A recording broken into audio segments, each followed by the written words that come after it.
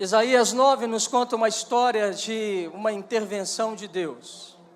Isaías 9 nos fala que o mundo estava debaixo de grandes trevas, o mundo estava perdido.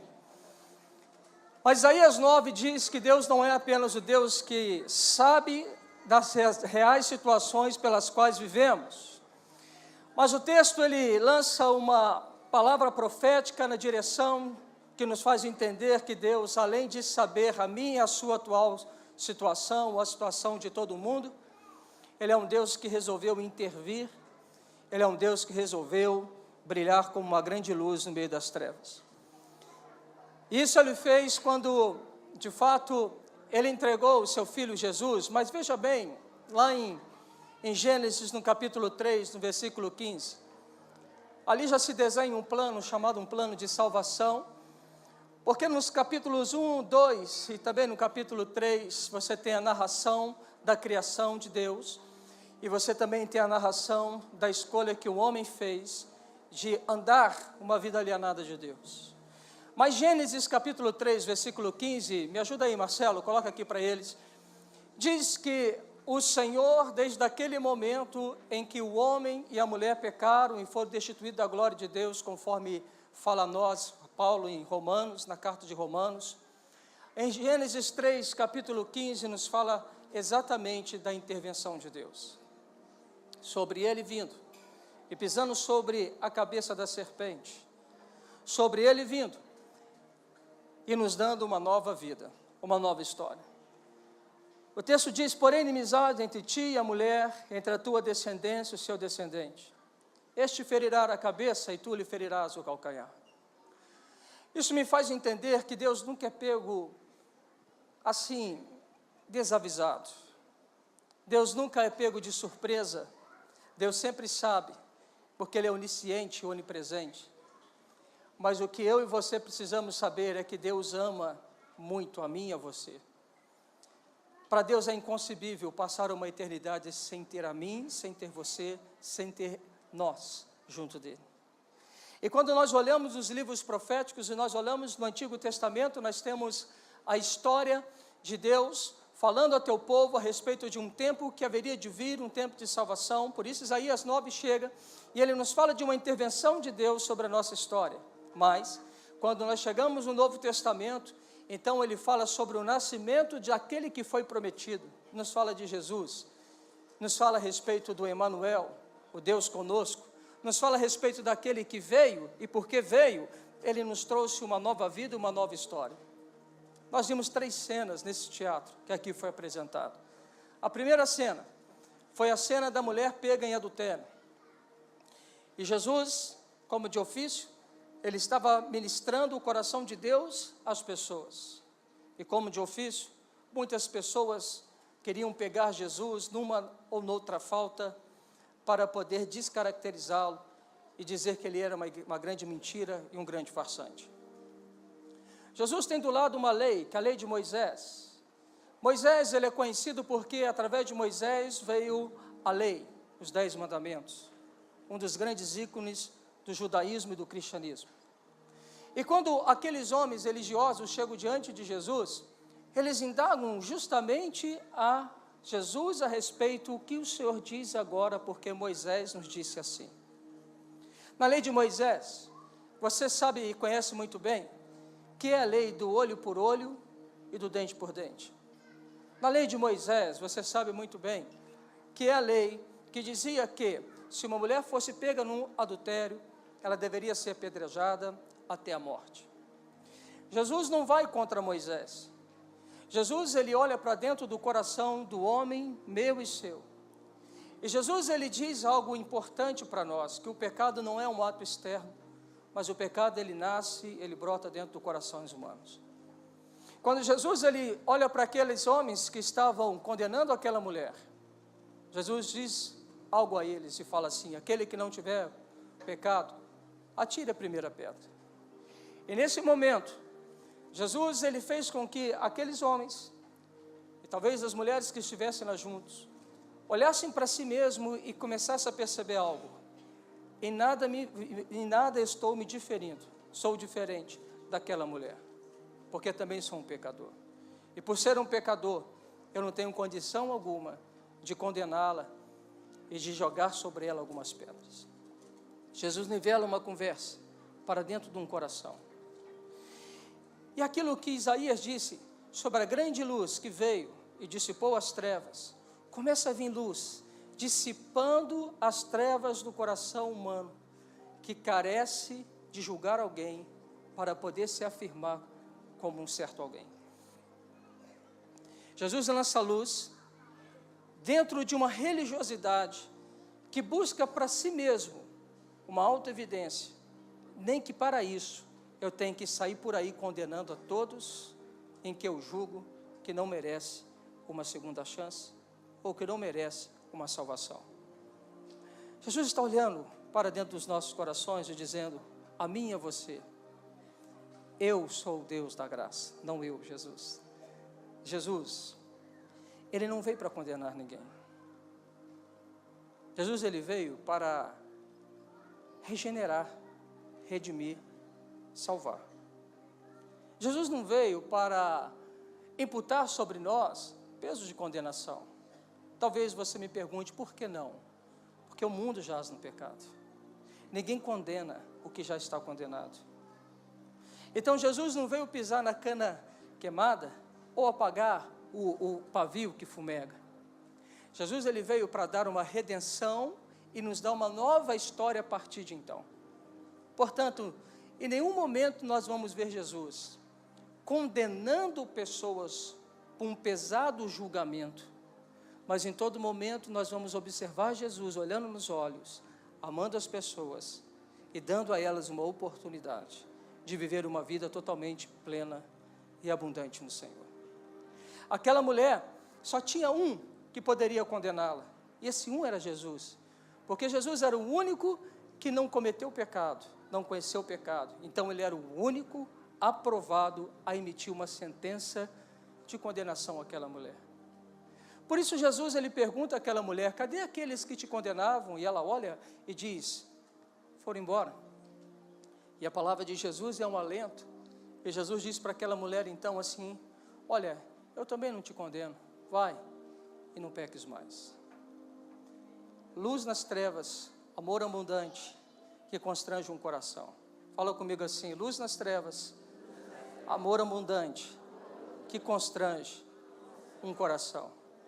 É nesse ponto que eu entendo a força de uma gratidão, a força de um coração de quem foi alcançado pelo amor de Jesus, que através do olhar de Jesus, entende que eu não tinha condição de salvar a mim mesmo, mas Ele me salvou, porque Ele me ama e Ele me amou. Assim como aquela mulher, ela é uma mulher então agora de uma nova história. Antes, uma mulher adúltera. Agora, uma mulher temente ao Senhor. Outras cenas nos foram apresentadas. Nós fomos apresentados a cena do cego. Também, o homem que desde nascença está cego. Mendigava para sobreviver. E num dia qualquer, do seu ofício de trabalho, às margens, estava lá, Bartimeu, sentado, ouvindo. Ele era cego. Olha para o seu irmão e fala assim: ele era cego, mas não era surdo. Ele ouviu falar sobre Jesus, e ele ouviu que aquele dia algo estava diferente. Tinha um grande som, de uma grande multidão de pessoas passando por sobre ele. Fala assim com o seu irmão, fala assim: Bartimeu era cego, não era surdo, mas é curioso. E Bartimeu falou assim: o que está acontecendo? Digam para mim. Esse dia está diferente dos outros dias. É sempre calmo essa beira da estrada. E hoje, alguém importante deve estar passando por aqui. Algumas pessoas tentaram fazer com que a indagação de Bartimeu parasse, cessasse. Mas Bartimeu olha para o seu irmão e fala assim: cego, não era surdo, curioso e teimoso. Aquele homem começou a gritar. E olha, você já ouviu barulho de multidão? Quem já foi no shopping center? Já? Sim ou não? Quem já foi no shopping center? Já foi? Você consegue conversar normalmente? Não, vem cá, um lugar que você já foi numa casa que tem 5 crianças correndo na sua sala? Quem já esteve numa casa com 5 crianças correndo para lá e para cá? Você consegue conversar? Não. É uma multidão. 5 que vale uma multidão.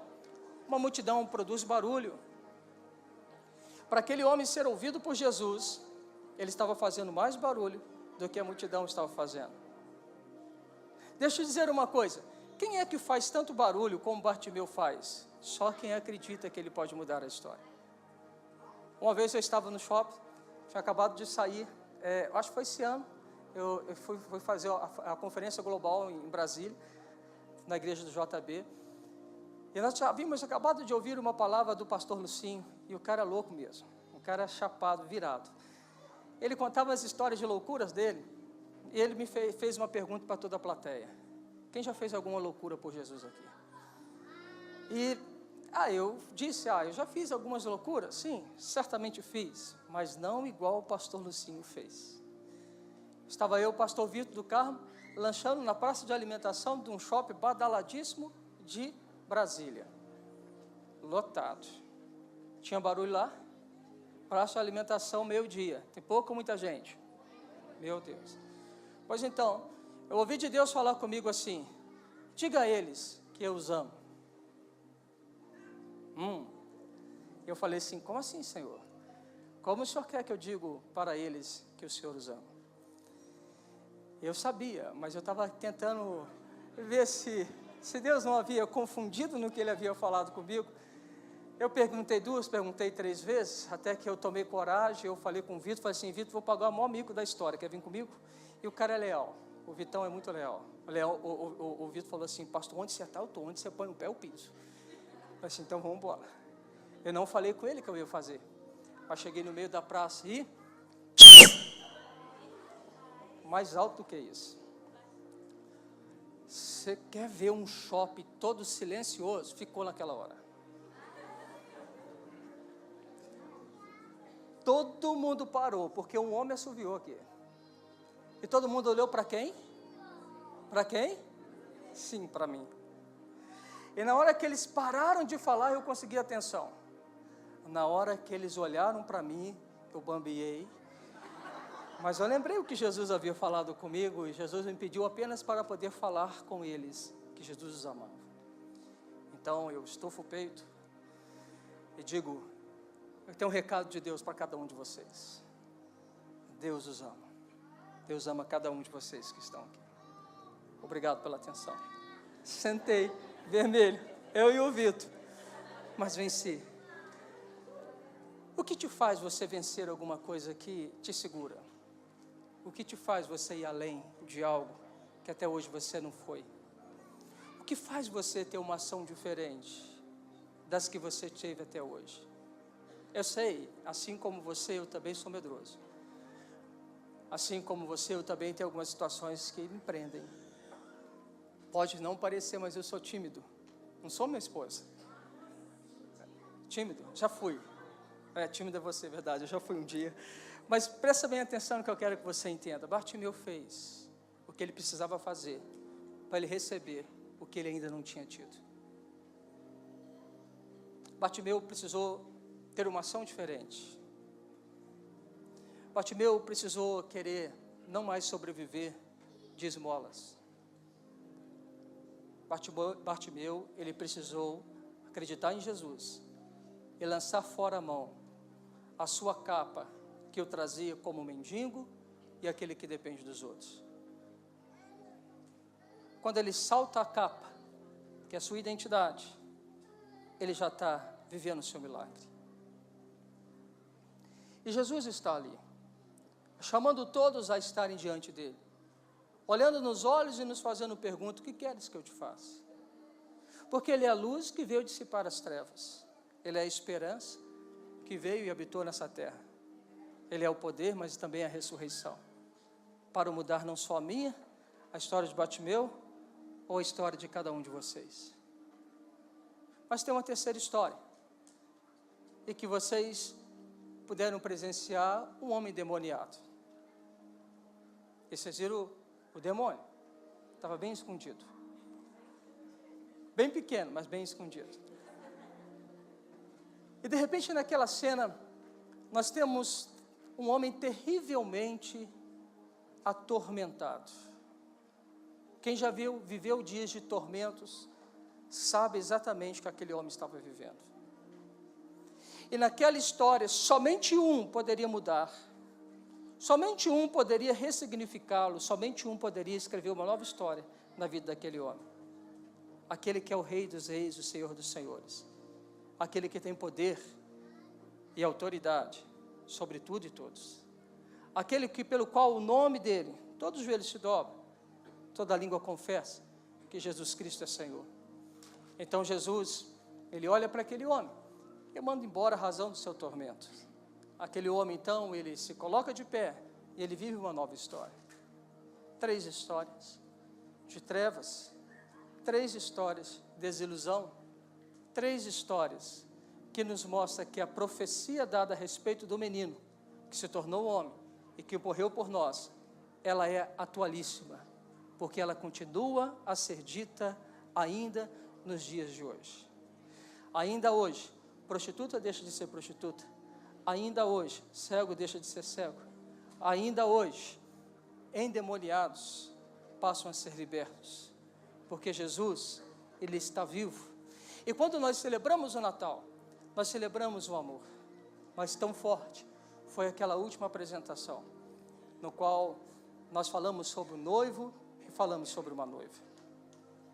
Quem já casou aqui, levanta a mão, por favor. Ontem nós casamos o último, o pastor Vitor falou que eu acho que nós fizemos, 13 ou 14 casamentos esse ano, mas um pouquinho vou ganhar do Santo Antônio. Eu chego lá, meto para 2019, encostar no Santo Antônio, 2020, ultrapassá-lo, em nome de Jesus. Essa era uma piada, era para você rir, muito obrigado, mas vai lá, tá bom, não tem nada disso, mas eu quero que você entenda uma coisa, um retrato de um grande romance. Deus fez a mim, Deus fez você para nos relacionarmos com Ele. Assim como Ele pega uma mulher indigente, onde ninguém amava, essa história bíblica, que nos narra quando Deus escolhe aquele que ninguém era. Deus, Ele é atraído por aqueles que não são. É por isso que a palavra de Deus fala que Ele resiste aos soberbos, mas Ele dá graça aos humildes. Olhe para o seu irmão e fala assim: Deus não resiste àqueles que nada são. Fala assim: Deus não resiste olhar um quadro de abandono, olhar para um quadro de sofrimento. Deus não resiste, Ele vai intervir. E Ele disse que o povo que Ele escolheu para ser dele era um povo que nada era, um povo que ninguém queria, um povo que não era desejável. Ele tomou um povo que nada era e tornou esse povo uma grande nação. Ele tratou, Ele vestiu, Ele colocou roupas finas, ouro, adornou a sua noiva.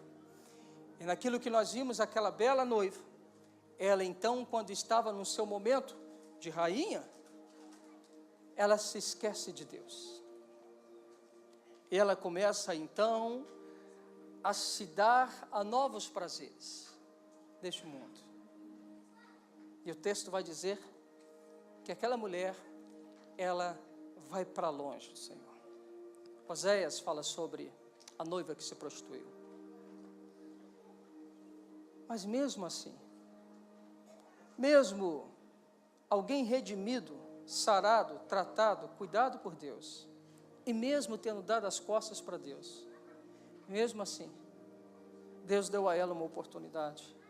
Deus chamou novamente a sua noiva para o novo casamento. E novamente Deus tornou aquela noiva linda e bela. Quando eu olho uma história dessa, isso é melhor do que as histórias de Shakespeare. É muito mais profundo que Romeu e Julieta. é muito mais profundo do que qualquer poeta possa descrever um amor. Os poetas, muitos deles, contam a respeito daquilo que eles julgam ser o perfeito amor. E dizem que o perfeito amor é intocável. É mais ou menos assim. Quem já sonhou em ter uma coisa de valor? Pode ser carro, bicicleta, meia, sei lá, algo que você queria muito. Você já? Faz assim para a mão, faz assim com a mão. Você desejou muito, de repente você está desejando, vai ganhar agora, ó. Terça-feira você vai ganhar. A Priscila lá tomou posse, você vai ganhar agora. Novo iPhone, novo Galaxy, nova Ferrari que saiu por aí, novos sapatos, a coleção. Gostou? Eu sabia que você ia gostar. Qual coleção que você ia gostar? De qual? Não sei falar isso não. Schurz, Arezzo, nova coleção Arezzo. Quantos querem ganhar uma nova coleção Arezzo?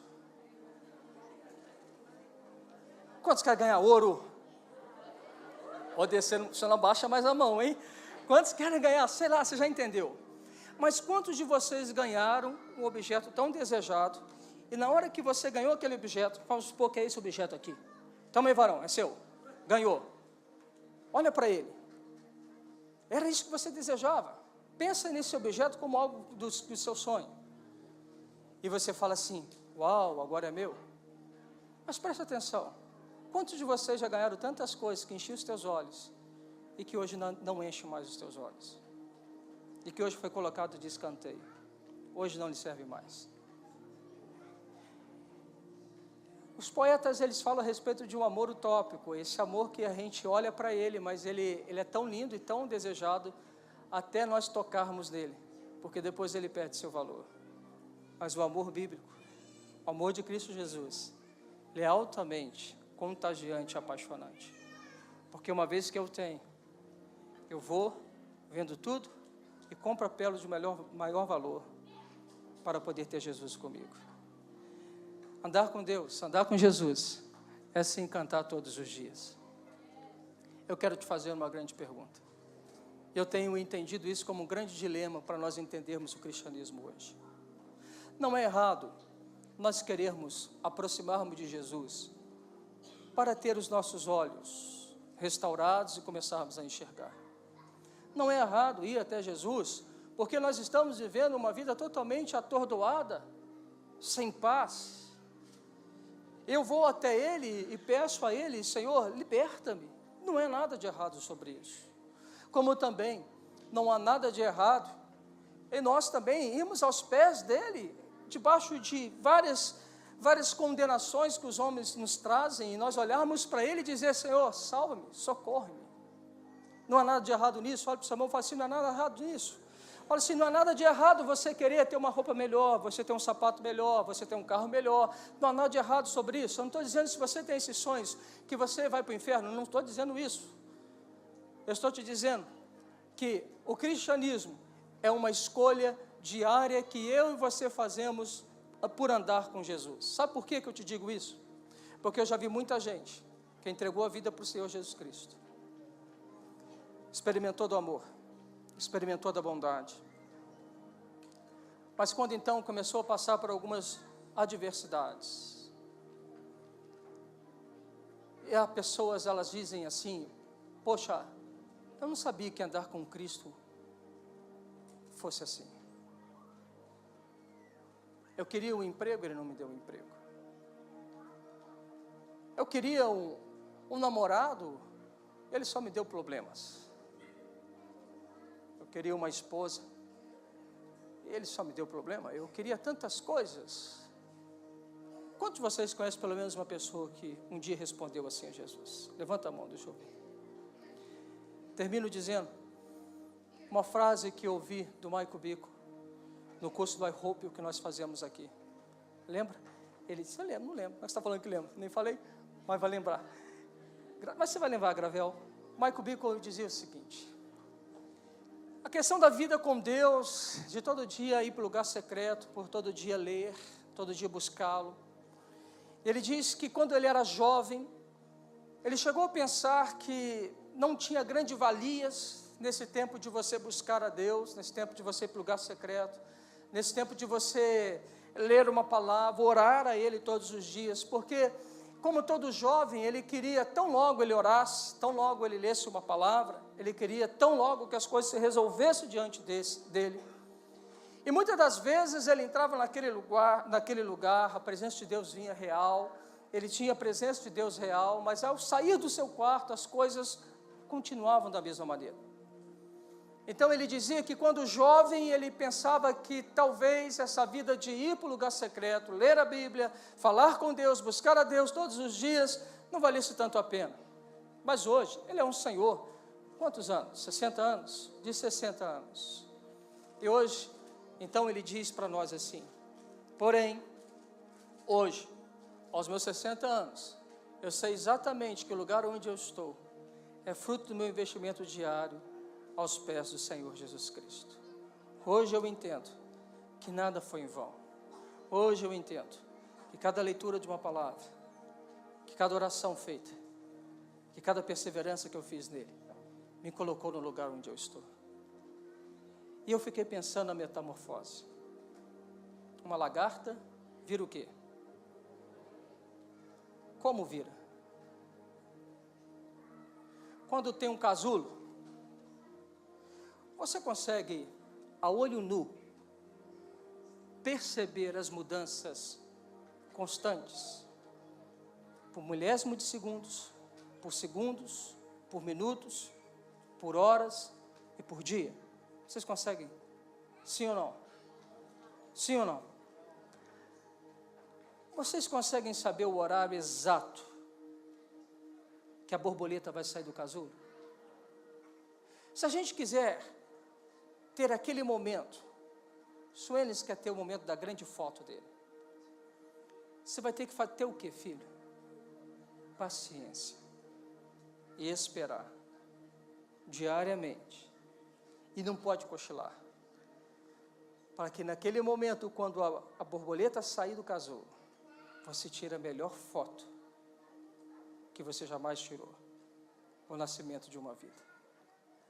Assim é comigo e com você, quando na minha e na sua veia está passando o Espírito Santo de Deus. Os nossos dias não são em vão, uma oração não é em vão, uma leitura não é em vão, um dia com Jesus não é em vão. Todos os dias com Jesus nos levará a lugares excelentes e maravilhosos. Pois então vale sim a pena todo e qualquer sacrifício, para jamais perdê-lo de vista e sempre andar com Ele, para que nós possamos viver o melhor dos nossos dias na presença do Cordeiro. O que pode te separar do amor de Deus? O que pode tirar você do coração de Deus? Nada, nem ninguém, nem morte, nem altura, nem profundidade. Nada pode nos separar do amor de Deus. Você pode ficar de pé? Eu quero orar com você.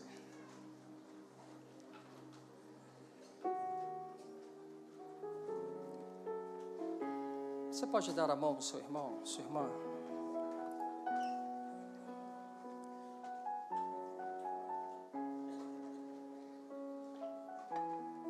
Você é uma família. Você é alvo do amor de Deus. Você é um filho e uma filha. Eu gostaria de pedir a você para fazer um exercício nessa noite. O que te aflige no teu coração? O que te perturba dentro do seu coração? O que tem tido dentro de você um poder tão grande para fazer com que você não sonhe mais? O que está dentro de você, querido? Qual é o pensamento que lhe vem à mente, que faz você olhar para você mesmo, para as realidades que estão ao seu entorno e dizer que não vai mudar, que não vai ser diferente? Faça esse exercício, por favor. Olhe para dentro de você. Olhe para as circunstâncias que estão dentro de você. Olhe para as circunstâncias que estão ao seu entorno. Olhe para a sua família, para a sua saúde.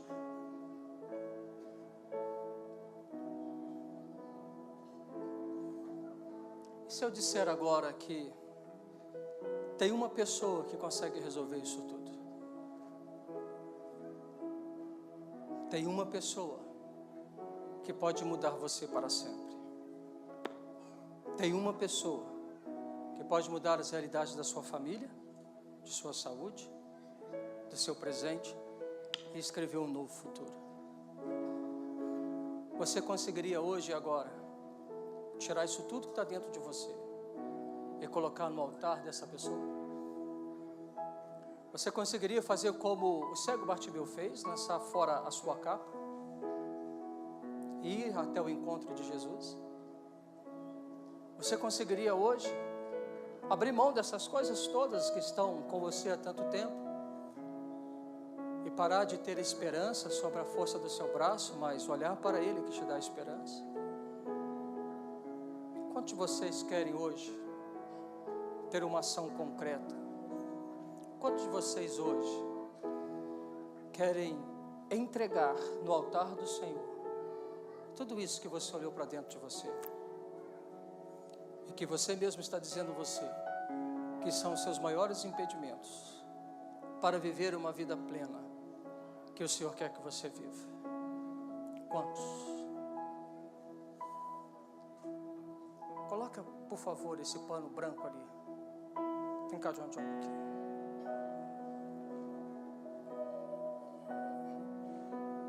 Pode colocar o pano branco ali no chão.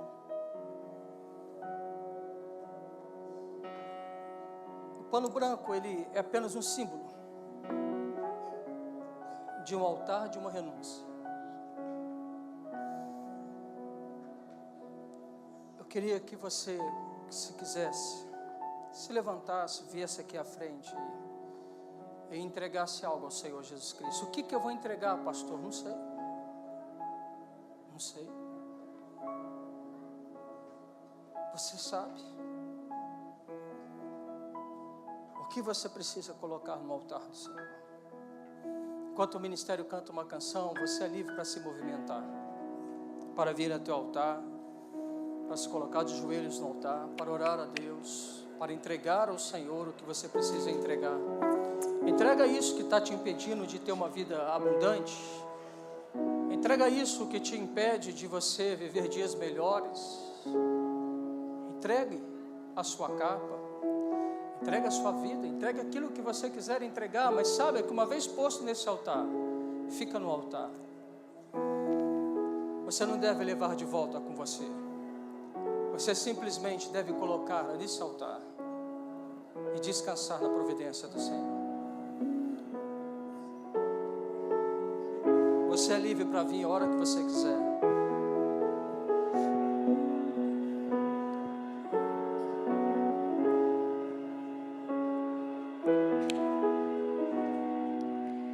De um lado a noiva de grinalda e véu, e um vestido feito de papel, sujo como quem está ali, mas não queria estar. Sapatos nela já não há, pés descalços ambos a sangrar. No altar nasce a nova vida. No altar você tem uma esperança. No altar é o lugar onde nós nos renunciamos para poder viver uma nova vida. Jesus nos ensinou: nunca vem um novo se não houver a disposição de um sacrifício. Nunca iremos romper se nós não tivermos a disposição de desistir de coisas desistíveis.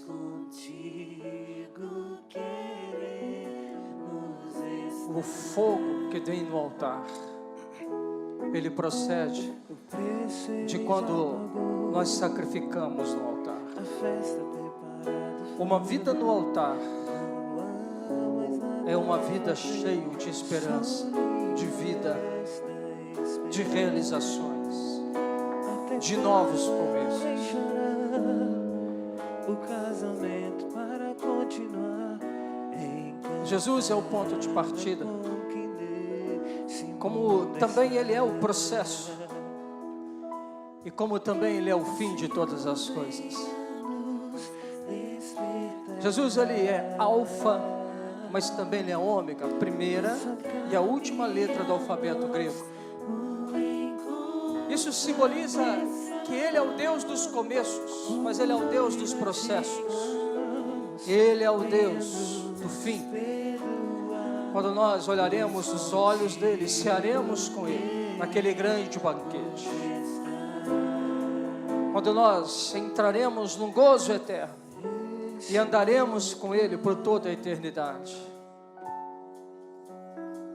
Pai, nós te damos graças e te louvamos por Jesus Cristo, pelo grande amor com o qual o Senhor tem nos amado.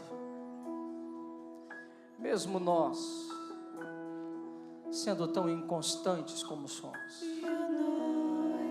mesmo quando nós fazemos juras de amor ao Senhor e tão logo nós esquecemos dessas juras, mesmo, Senhor Deus, quando nós somos como uma onda impelida pelo vento, inconstante,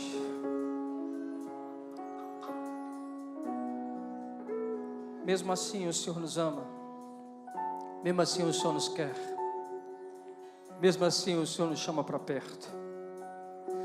E hoje, Senhor, nós estamos aqui, diante do Senhor, no altar que fazemos ao Senhor, nas pedras que levantamos como testemunho, colocando diante do Senhor, Deus, situações que estão dentro dos nossos corações, situações que estão externas, nós estamos colocando diante do Senhor, Deus, aquilo que são para nós, Senhor Deus, momentos tão difíceis de lidar, sentimentos, pecados.